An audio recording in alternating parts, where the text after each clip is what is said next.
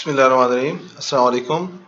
हम अभी सॉल्व कर रहे हैं पंजाब टेक्स्ट बुक बोर्ड की क्लास 6 के एक्सरसाइज 1.1 और हमने क्वेश्चन 1 सॉल्व किया था। अब हम क्वेश्चन 2 सॉल्व करेंगे। क्वेश्चन 2 क्या है हमारे पास? If a is equal to A E I O U, ठीक है, और वॉवल्स का सेट है, एंड b है वो A B C up to Z है, then which of the following statements are true और फॉल्स। तो हमें ये 12 स्टेटमेंट्स दी गई हैं, उसका हमें बताना है कि कौन सी ट्रू है कौन सी फॉल्स है। तो क्राइटेरिया वही है, हम उसके हिसाब से देखते हैं। अभी हम पहले सेट लिख लेते हैं। ये सेट क्या है हमारे पास? सेट को समझना हो तो हमारी सेट एक्सप्लेन की वीडियो है, वो आप देख सकते हैं, जो कि इस पूरे चैप्टर को क्लास 6 की आपके चैप्टर को कवर करती है। सेट एक्सप्लेन क्लास 6 एक्सरसाइज 1.1 लिखें तो आपको वो मिल जाएगी, लेकिन वो पूरा चैप्टर ही कवर कर रही है। तो ए हमारे पास है ए ई आई ओ और यू, और बी है हमारे पास ए बी सी और ये अप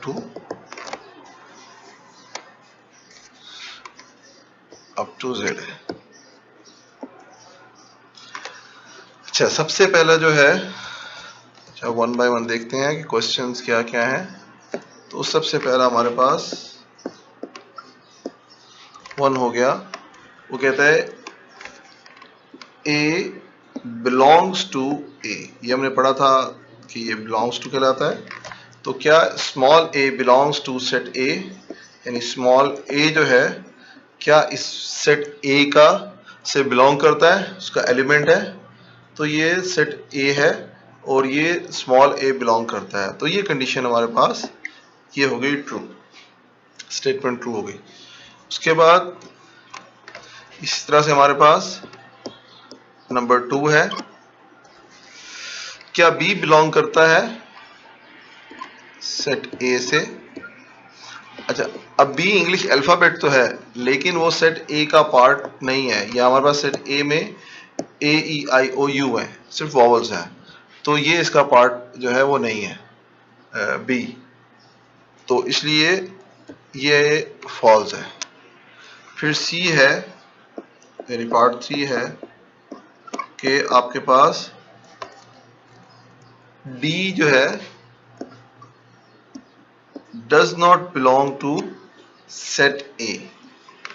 डी सेट ए का पार्ट है हमारे पास, सेट ए वही सेट ए हमारा इसका पार्ट है डी, वो सिर्फ वॉवल्स का सेट है, और ये कह रहा है डज नॉट बिलोंग, तो ये स्टेटमेंट ट्रू है। ये भी यही कह रहा है कि ये उसका पार्ट नहीं है। इस तरह फिर आपका नंबर 4 है। नंबर 4 में कहते हैं small c does not belong to B. जो हमारा बी सेट है वो हमारे पास सारे इंग्लिश अल्फाबेट्स का सेट है, तो जो स्मॉल सी है वो भी इंग्लिश अल्फाबेट्स का पार्ट है, तो इसलिए ये वो कह रहा है डज नॉट बिलोंग टू, तो ये स्टेटमेंट गलत है। इस तरह नंबर 5, नंबर 5 आपके पास क्या है? नंबर 5 है हमारे पास I belongs to B. I belongs to B, so I belongs to B. Set B जो है वो इंग्लिश सारे अल्फाबेट्स का सेट है, तो इसके अंदर यहाँ पे आई भी फॉल करता होगा। तो बी का सेट है, बी से बिलोंग करता है, यस, क्योंकि आई जो है वो A B C D E F G H I, तो अप टू जेड है ये सेट में, तो ये उससे बिलोंग करता है। इसी तरह आपके पास है number 6। Number 6, I belongs to A. A हमारे पास क्या है? Capital A. कैपिटल ए हमारे पास वॉवल्स का सेट है और आई भी वॉवल्स में से है, तो ये स्टेटमेंट ट्रू होगी। यहाँ पे आई अगर आप देख भी सकते हैं। अच्छा, उसके बाद क्वेश्चन नंबर 7 है। 7 से पहले हम थोड़ा इसको क्लीन देखें, कर सकते हैं।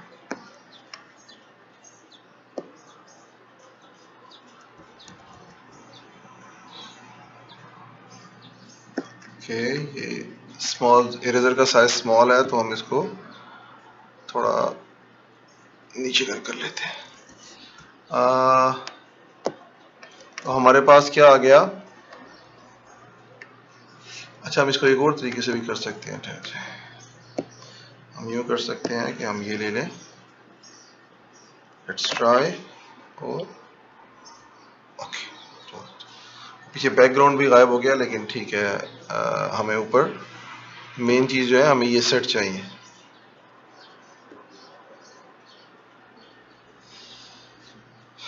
ओके, इसमें हमारे पास नंबर 6 हो गया, नंबर 7। सो 7 नंबर क्या है हमारे पास?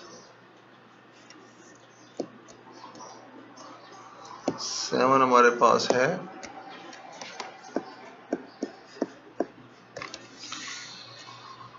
F belongs to A।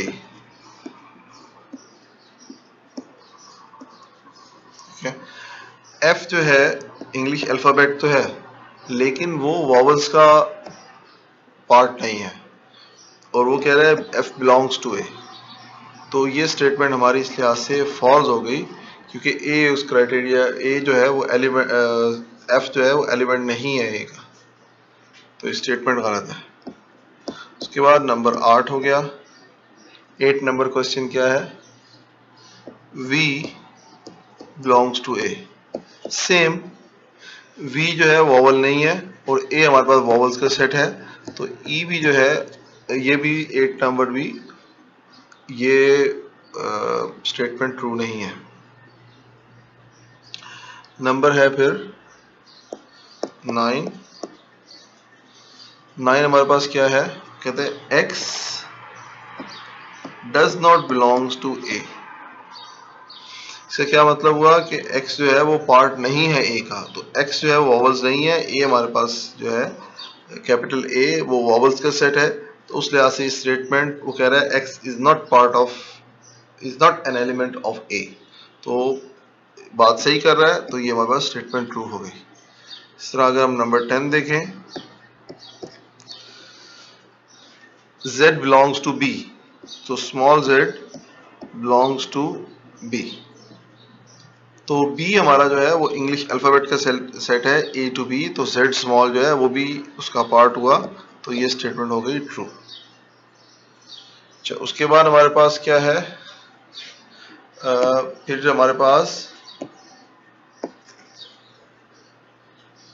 Number 11 है। नंबर 11 क्या कहता है हमें? नंबर 11 के हिसाब से M is not part of B, small m is does not belong to B। तो लेकिन B तो हमें पता है कि वो इंग्लिश अल्फ़ाबेट्स का सेट है, तो इंग्लिश अल्फ़ाबेट्स में तो B भी M भी आता है, तो इसका मतलब ये स्टेटमेंट रॉन्ग हो गई। तो उसके बाद हमारे पास है स्टेटमेंट नंबर, क्वेश्चन नंबर 12। 12 क्या कहता है? 12 कहता है A belongs to B।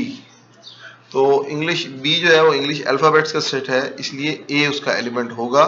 तो A एलिमेंट्स होने का मतलब ये हुआ कि उससे बिलोंग करता है, यानी A belongs to B हम उसको कह सकते हैं। तो ये हमारे पास स्टेटमेंट हो गई ट्रू। ओके, तो ये हमारा क्वेश्चन 2 कंप्लीट हो गया।